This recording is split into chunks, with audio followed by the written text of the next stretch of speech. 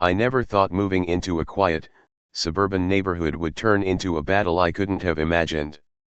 The boxes were still stacked in the living room, the smell of fresh paint hanging in the air, and I was already dreaming of weekend barbecues and morning coffee on my new porch. But less than 48 hours after I got the keys, everything I thought was safe and mine was challenged. It started on a Wednesday morning. I was unpacking a box labeled kitchen, fragile when I noticed a car slowly cruising past my house. At first, I didn't think much of it, maybe just a neighbor taking a stroll. But then, a man in a crisp polo shirt and perfectly pressed khakis stepped out. He introduced himself as Mr. Carrington from the HOA. Right away, his tone was stiff, almost accusatory. "You're encroaching on HOA property," he said, pointing vaguely toward the side yard. "This land isn't yours. You need to remove your fence and landscaping immediately." I blinked. The words didn't fully register at first. Me? Encroaching? On my new home? I walked outside, heart pounding, to survey the so-called dispute. I had measured every inch before buying. Every surveyor's stamp and every boundary line clearly confirmed that my fence and garden were perfectly within my property. Yet here was a representative of the HOA, standing there with authority, acting as if my home was suddenly up for grabs. My initial shock quickly gave way to a surge of frustration. I was not someone who backed down. I calmly asked for documentation, for proof, for any evidence that could possibly justify their claim. Mr. Carrington shuffled some papers but couldn't produce a single piece of solid proof. His confident facade wavered. That's when I realized, this wasn't just about land. It was about power. And I was about to show them exactly who they were messing with. I could feel the gears turning in my head, the plan forming, the desire for justice and maybe a little revenge building into a fire I couldn't ignore. Little did they know, their first impression, their attempt to intimidate me, would be the very mistake that would cost them dearly. By the time this was over, I wouldn't just defend my land, I would turn the tables completely. The very next day, I woke to the sound of tires crunching on gravel. Peering out the window, my stomach sank. It wasn't just Mr. Carrington this time. There were 3 more people, all wearing the same crisp polos and carrying clipboards, cameras, even tape measures. It felt like an invasion. My neighbors peeked out from behind curtains, curious and cautious. The entire street seemed to be holding its breath. I grabbed my coffee and marched outside, refusing to show fear. "Good morning," I said, my voice steady, though my hands trembled slightly. "Can I help you?" Mr. Carrington stepped forward, exuding forced confidence. "We are here to document the encroachment. You're on HOA land, and these measurements will prove it."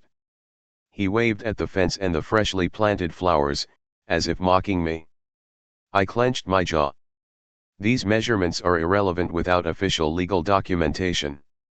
I have a survey that proves my property lines. You cannot just decide land ownership on a whim. The youngest HOA representative, a woman with sharp eyes, snapped a photo of my fence. "Rules are rules," she said. "This land belongs to the community. You must remove your property immediately." I took a deep breath, fighting the urge to shout. Calmness would be my weapon. "I am happy to discuss this civilly," I said. "But until you provide legitimate documents, you have no authority to make these demands. I am on my property." They exchanged uneasy glances. Something was off. They were expecting fear, resistance, maybe even submission.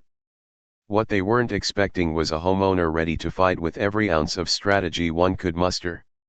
After an awkward silence, I added, "If you continue this harassment, I will be forced to take legal action and you will be responsible for any damages or fees." My tone was firm, deliberate. I let the words hang in the air. Mr. Carrington's confident posture faltered for a moment. He muttered something under his breath and called his team over, whispering urgently. I couldn't hear the words, but I could see the tension rising. They knew this wasn't going to be easy.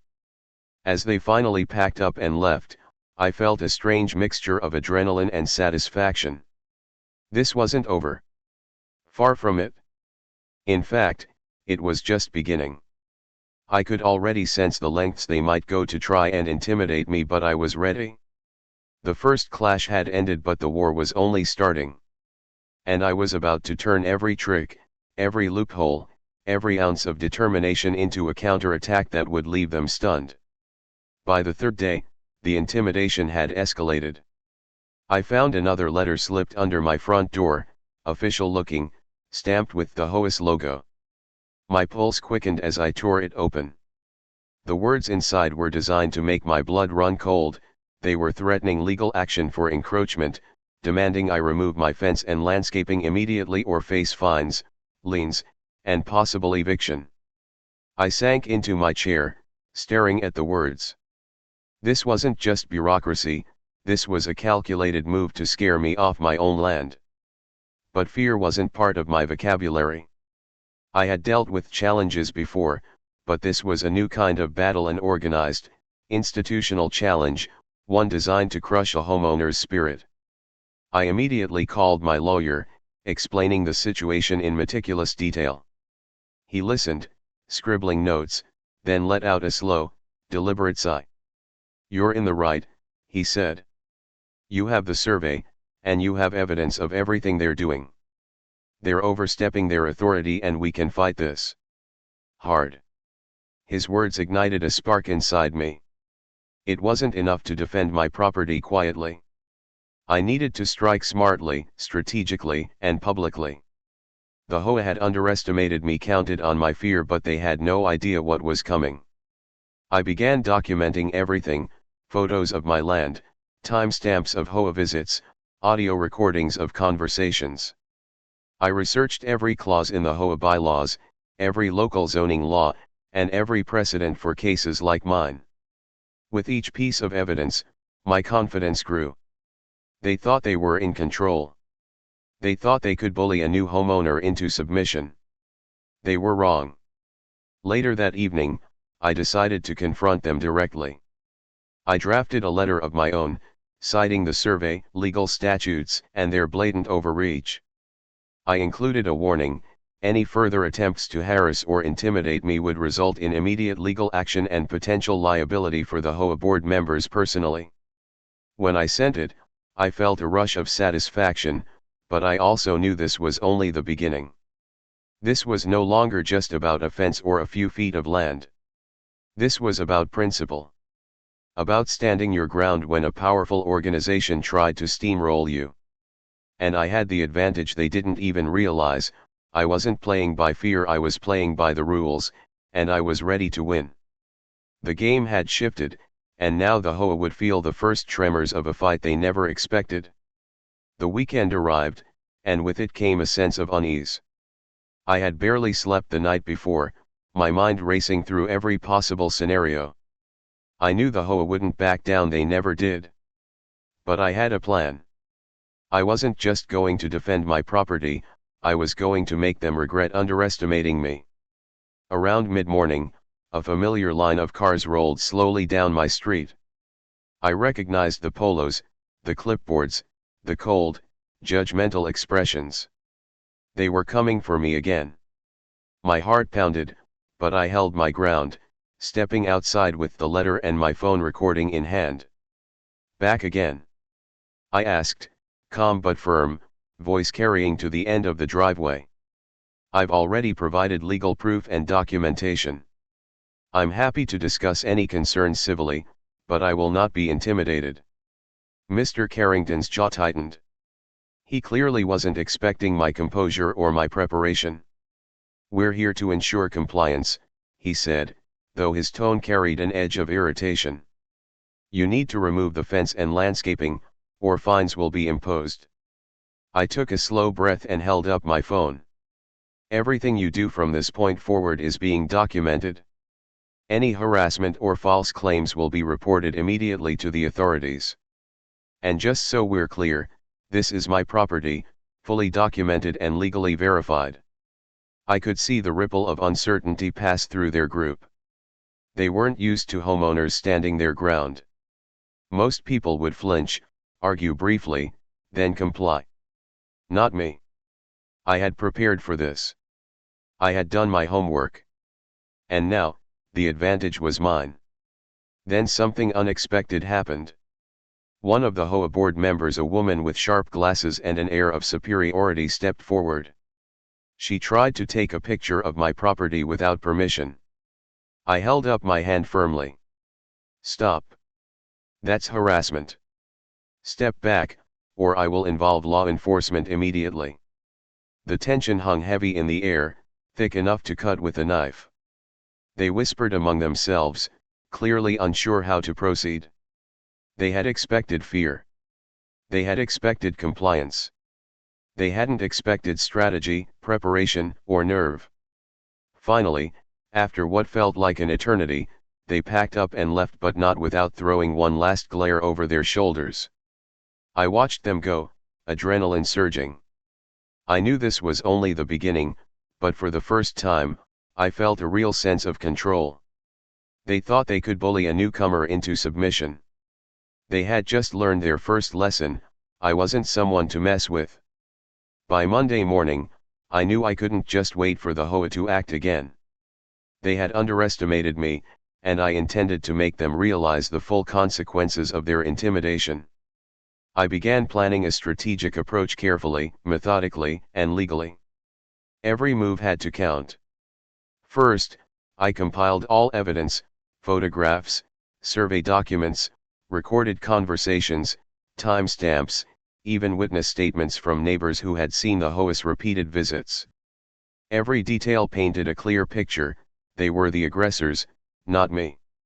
I formatted everything into a clean, professional packet, something undeniable. Next, I scheduled a formal meeting with the HOA board. But this time, I wasn't going there blindly. I had consulted with my lawyer, reviewed HOA bylaws, local property law, and every loophole that might protect me. I wasn't just prepared, I was armed with knowledge. As the meeting day arrived, I felt a mixture of nerves and determination. Walking into the HOA office, I noticed the smug expressions on their faces. They had no idea that this meeting would flip the script entirely. I placed the evidence packet on the table, and silence fell over the room. "Before you speak," I said, projecting calm authority, "please understand this: every claim you've made against me is documented as false, baseless, or misleading. I am legally on my property, and I have full evidence to prove it. Any further attempts to intimidate me will have serious consequences." The board shuffled uncomfortably. I could see Mr. Carrington's confident facade cracking. One by one, I presented the evidence: photos showing the boundaries, copies of official surveys, records of their repeated unannounced visits. I even had witnesses willing to testify. By the time I finished, the room was silent except for the rustle of papers and uneasy whispers. They had expected fear, confrontation, maybe even compliance. Instead, they faced meticulous preparation, undeniable facts, and unwavering resolve. I concluded firmly, "I hope this clarifies the situation. I am willing to maintain a civil relationship with the HOA, but any further harassment, intimidation, or false claims will result in immediate legal action. This is your warning." As I walked out, I felt a surge of satisfaction. I wasn't just defending my land anymore, I was showing the HOA that the tables had turned. The aggressor had become the cautious, fearful party. And I had learned something crucial: preparation, knowledge, and confidence could turn fear into power. The battle was far from over, but now the momentum was mine. They had underestimated me once, and that mistake would only grow more costly for them as the days unfolded. After the formal meeting, it became clear the HOA was scrambling. Their confidence had been shaken, their authority challenged. Rumors spread through the neighborhood, quiet whispers of "Did you hear about the meeting?" and "I think they actually overstepped this time."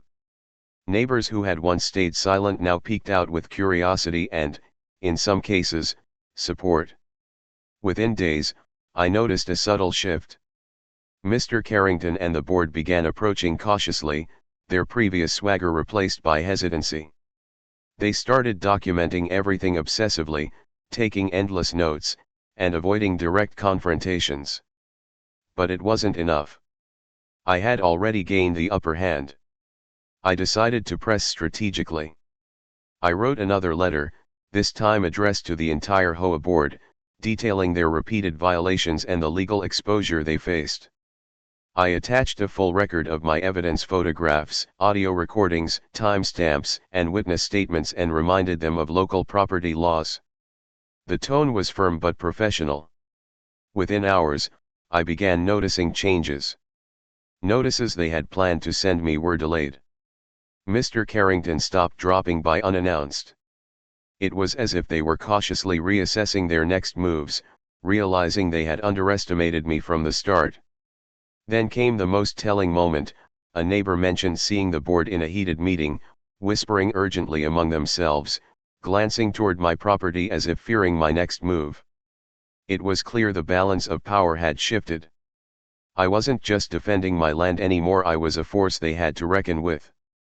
Feeling emboldened, I decided to take it a step further. I began documenting my property in public records, submitting formal notifications to local authorities about HOA activities.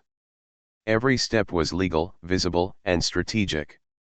I was creating a paper trail that left no room for false claims or intimidation. I also began subtly involving the community. Friendly conversations with neighbors, casual mentions of the situation, and gentle reminders of their rights created a ripple effect. The HOA's authority was no longer absolute. Public perception was shifting in my favor. By the end of the week, it was obvious, the HOA had made a critical mistake. They had assumed fear, submission, and inexperience. Instead, they encountered preparation, strategy, and resolve. The first strike had been mine, and the momentum was undeniable. The stage was set for the next confrontation. But this time, it would not be just about survival. It would be about exposing weakness, asserting dominance, and ensuring that no one, not even an overconfident HOA board, could challenge my rights without facing consequences.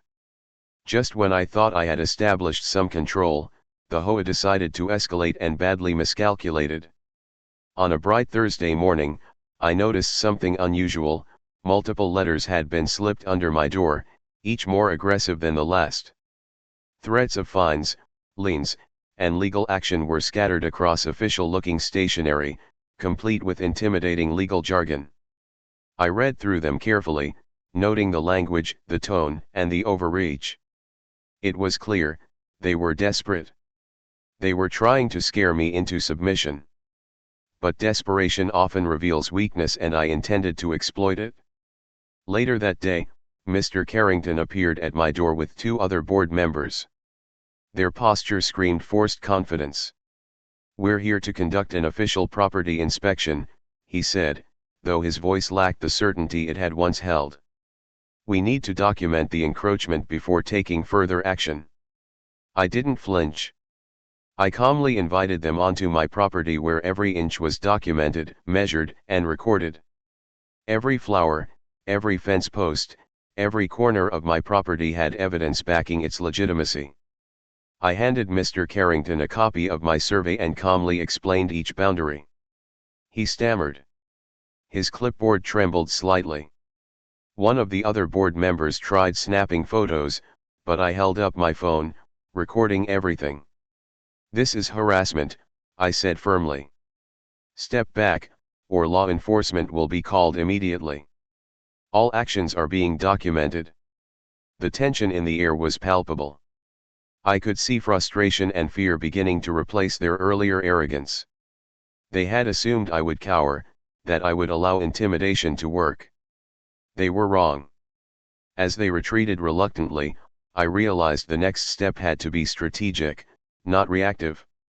I began planning a public presentation of my case, submitting evidence to local authorities, HOA oversight committees, and even neighbors who had been watching anxiously. Every action they took against me was now being leveraged to show their overreach, incompetence, and arrogance. By evening, I felt a mix of adrenaline and satisfaction.